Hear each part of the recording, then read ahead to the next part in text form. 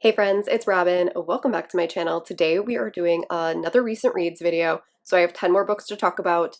If you haven't seen one of these before, I do these rather than wrap-ups because I read so many books, I don't want to have to talk about like 30 books at the end of a month. So instead, every 10 books, I like to do a little one of these wrap-ups. I am still pretty caught up on these.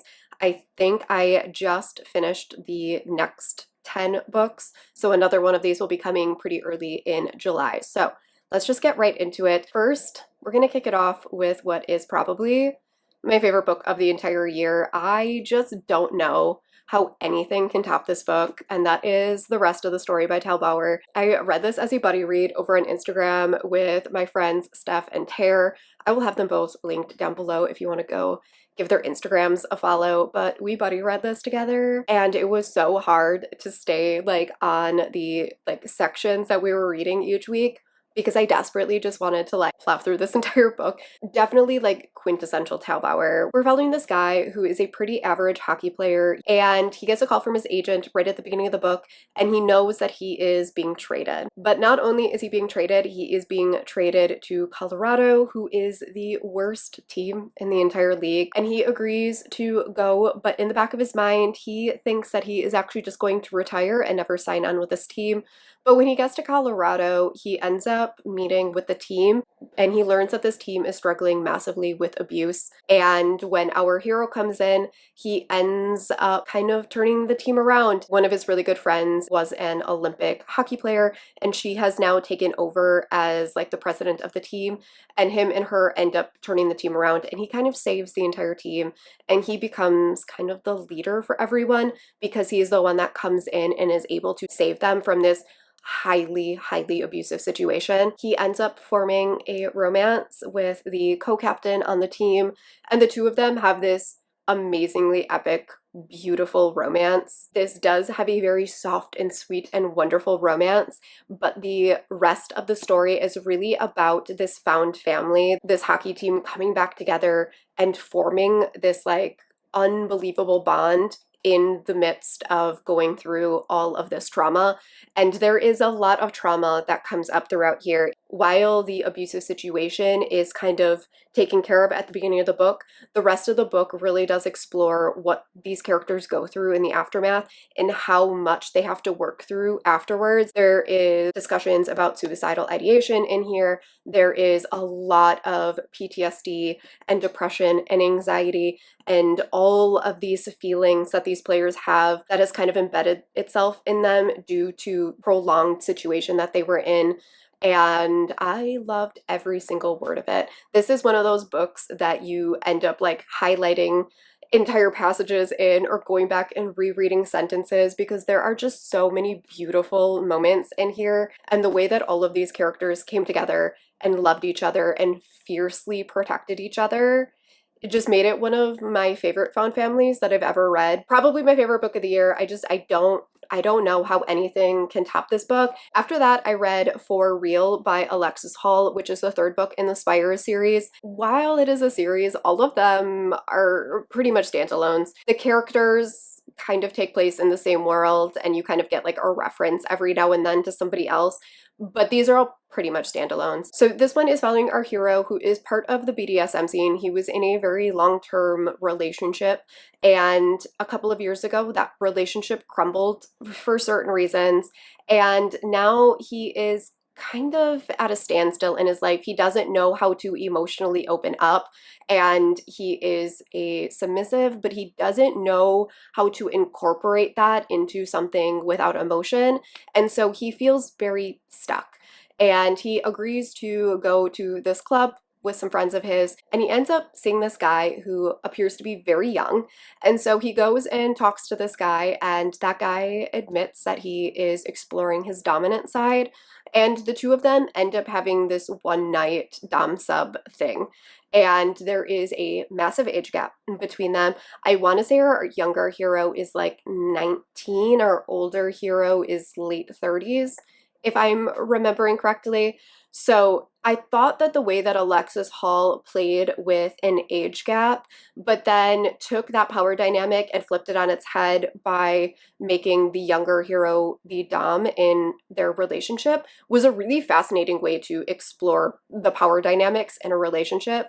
And I thought it was done really well. Our older hero is very successful, he is very stable in his job, and our younger hero has no idea what he wants to do. He works at a restaurant as a cook that knows that he doesn't want to go to school, but he doesn't know where his life is taking him. And so they have a lot of things that they need to work out between one of our heroes being able to open up emotionally while also dealing with the fact that his new partner is not only younger than him, but doesn't have his life figured out. He doesn't know where he's going yet and at times feels inferior, but balancing that with their dom-sub relationship it was just a very fascinating way to build this book, and thought it was done really well. I ended up giving it 4 stars. It wasn't my favorite in the series, but I can see why it is so many people's favorite in the series. And I very much so enjoyed my time with the Spire series. And I believe there are supposed to be 2 more books that Alexis Hall is releasing. I don't know if that is still his plan or not, but I kind of hope it does because I would totally read more in this world. The next 2 books that I read were part of my Eden Finley, Sex and James binge, and I read Line Mates and Study Dates as well as Puck Drills and Quick Thrills, which were books, I think 4 and 5 in the CU Hockey series, and these were the last 2 books, and I think that these were my least 2, no, I think book 1 is still my least favorite, but these 2 weren't my favorite. I enjoyed book 4 a lot more than book 5. These 2 books are following Asher, who is the hero in book 4, and West, who is the hero in book 5. They are brothers, and they are both struggling with a lot family-wise. West was a professional hockey player, and Asher was about to go into the NHL when their parents died. And because of that, West ended up getting custody of their 5 younger siblings. And when that happened, West begged Asher to come and help take care of the siblings. And for that reason, both of them have given up their professional hockey career, West forever and Asher temporarily. And they are trying to help raise these 5 kids. On top of that, they have a pretty strenuous relationship because they have always been pitted against each other since they both grew up as hockey players. And so there is a bit of a rivalry between the 2 of them, and they don't entirely know how to communicate. Line Mates and Study Dates is a coach's son hockey player romance. This also has kind of like a tutoring aspect to it because the coach's son is helping the hockey player pass one of his classes that he is struggling with. And so they end up having a lot of like one-on-one time together during the hockey games and stuff like that. It was a really good time. I enjoyed it quite a bit. And then Puck Drills and Quick Thrills is a coach-teacher romance, and this one was just okay for me. I want to say that this and book 1 are my least favorite. There was nothing wrong with this one. It just didn't do a whole lot for me. I liked different elements of it, but it never really came together in a way that I loved. So that one was just, it was fine.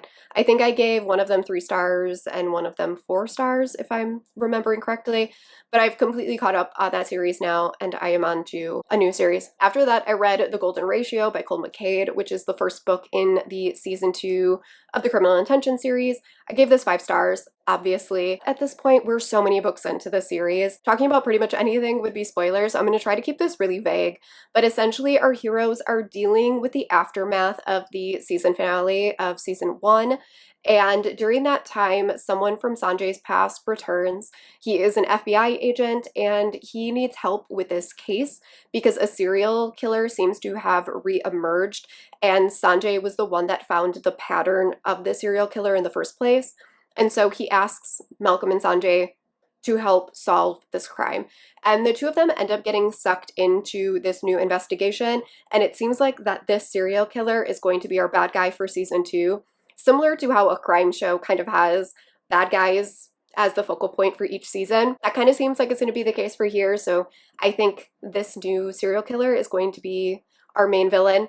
And I'm really excited to see where it goes from here because a lot of things happened at the end of season 1, and I'm really curious to see how all of those things come together in season 2. Another 5-star read was Magpies and Mayhem by Elsie Winters. This is book 2 in the Boundlands series, and I am so glad that I finally got myself to read this series because everything about this series was amazing. I loved Leviathan's Song. I loved Magpies and Mayhem just as much. I've talked about this a lot, but this series does some really cool twists on classic fantasy elements. And so this has a shifter vampire romance in it, but the way that vampires exist and are created and all of that is very different in here. And while our heroine is a shifter, she is a magpie shifter. So she is a bird. And the two of them have like this, I don't want to say childhood friends. Our hero was friends with her older brother and she had a crush on him as a kid, and they have a romance. And it was so, so adorable. There is a scene right towards the beginning of the book where our heroine flies into the hero's bedroom, and things happen in that scene that I wasn't expecting, and I'm pretty sure I could have given the book a 5-star from that moment because it took me by surprise and I loved it.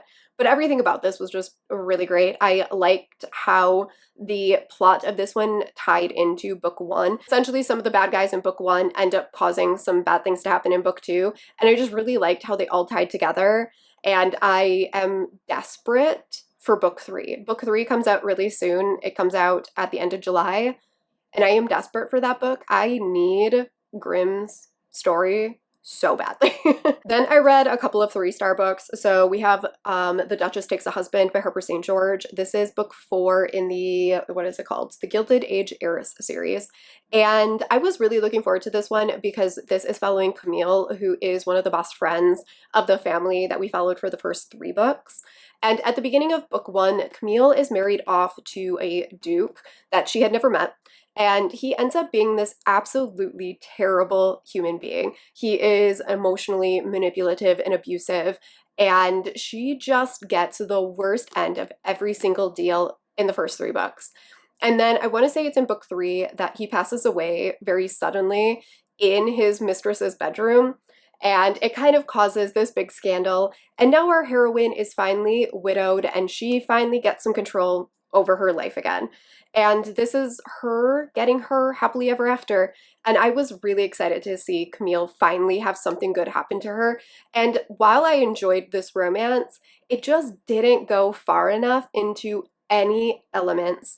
This had a fake engagement in it that just, it was kind of not utilized. This had a teaching element, a like sex teaching element in it that again, didn't go far enough for me. And so this book ended up getting 3 stars because it didn't commit, I felt like, to any of the tropes that it was going for, and I wanted more from all of the elements. It felt like the progression of them going from him teaching her about sex to them being in love, just it didn't progress the way that I wanted.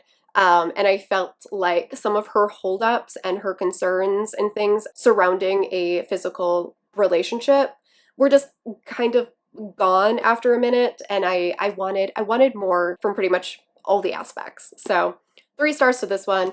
It wasn't bad by any means, and I do still really like Harper St. George's writing. It just wasn't my favorite. And then I read Grey by Jacqueline Osborne, which is the, oh god, how many books are we in to the Sons of the Fallen?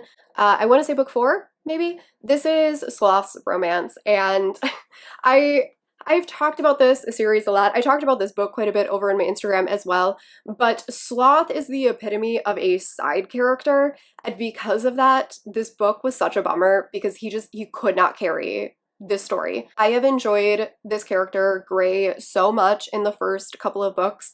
As a side character, he is very soft and sweet and adorable, and he's good comedic relief, but his character just does not lend itself to a main character.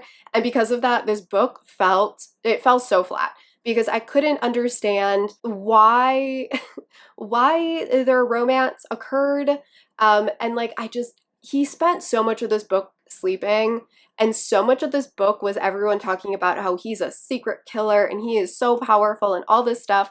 And like, it never comes to fruition. And like the way that it kind of does was so underwhelming that I felt nothing about this one. Did some plot things that progressed the overarching plot along, and I enjoyed those elements. But as a whole, this was definitely my least favorite, and I'm glad to be done with it, I guess. And on to the rest of the brothers' romances. I don't think Gray was a great main character, unfortunately. Then I read What We Broke by Marley Valentine, which is the latest romance by this author. Marley Valentine writes a lot of really emotional queer stories, and this was no exception. This is a second chance romance slash marriage in crisis, but there are some absolutely massive, massive content warnings for this. So really quick, I'm just going to go over some of them because they are intense and they are on page and they are descriptive. So this has loss of a child. There is stillbirth right at the beginning of this book. There is massive depression as well as on page addiction, particularly alcohol, and then these two are in therapy for marriage counseling. And the loss of their child, it's a very heavy element in this. It is pretty much the entire basis of this plot. And so if that is something that you might struggle with, I do not recommend picking this one up because that is kind of the basis for this entire book. And like I said, you do read about it in detail for the first chapter. You do experience on page the stillbirth of their daughter. And so just know that going in. This is not a light book by any stretch of the imagination. It is very heavy. And the alcoholism and addiction is another thing that is talked about in detail and you see on page.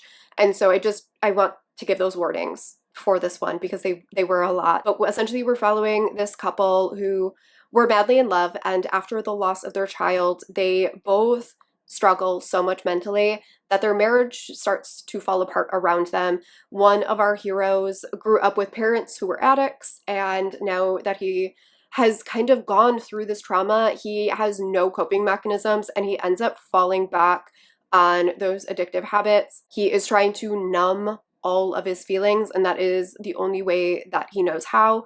And so he ends up just falling apart, and because of that, their marriage falls apart. And right at the beginning of the book, he ends up asking for a divorce, and our other hero does not want to let him go, and he convinces him that they cannot get a divorce until they attempt marriage counseling. That sends them down this road of therapy and trying to figure out if they can put themselves back together. I gave this 3.5 stars. I thought that this book did a lot of really great things. It does not have a traditional family unit, and it still was so amazing. This also had some really great things surrounding therapy and counseling and psychiatry and addiction and all of that stuff. However, I thought the pacing of this book just was a little bit off. This needed like 50 more pages in the middle where our hero is kind of trying to work through his shit, because this goes from him being 100% against working out their marriage to something happening and then him wholly in the marriage. And I felt like there were 50 pages missing of him working through that like really terrible thing that he did to get him to that like all in on their marriage. I felt like it was missing that progression and some internal stuff of him working through a lot of that. And instead we just went from him not in, event happening, him all in, and it just didn't quite work for me there, and I needed that little bit in there. So, but otherwise I thought this was really well done. Marley Valentine always does such a good job with the emotional elements of her book. And then lastly, I read another Tal Bauer book. I read The Jock. I also gave this one 5 stars. I have never given Tal Bauer anything other than 5 stars. I don't think I will ever give Tal Bauer anything other than 5 stars. I've read 2 more Tal Bauer books since this. Also got 5 stars. But this one in particular is following a hero who is a football player down in Texas, and he needs a French credit, and his scholarship ends up paying for him to go on this like abroad program in Paris. And when he gets there, he ends up having a roommate who also goes to the same school as him. And the two of them end up having this absolutely epic romance during their summer in Paris. But when they get back to Texas, our hero, who is a football player, is closeted, and he ends up becoming the captain of their football team. And because of that, a spotlight is on him, and he does not want his sexuality to impact any of the other players on the team, and that ends up causing issues in their relationship. I'm gonna leave it at that. I don't want to spoil anything. And the rest of this book is kind of them trying to figure out if they can be together or not, and how they can make it work, and whether or not it is something that they could maintain. And this book was emotional. There is a lot of on-page homophobia at the end of this, including a physical attack. So do know that as well going into this one. And I did cry multiple times at this book, which isn't super shocking for a Talbauer book, but I didn't realize I was gonna cry at this one. I didn't realize it was gonna get as emotional as it did, but he did go there with this one. So it was very, very beautiful. I loved these characters so much. Talbauer writes the most epic romances, like true love shit happens in his books, and this was no exception. So absolutely loved that one, 5 stars. So that is it for this round of recent reads. Like I said, I think I just finished book 10 for the next one. So another round of these will be coming super soon. I'm trying to stay up to date on these so that I am not like constantly talking about books that I read months ago. I actually read some of these this month, so go me. But let me know in the comments if you've read any of these, what you thought about them, and I will see you all in my next video. Bye.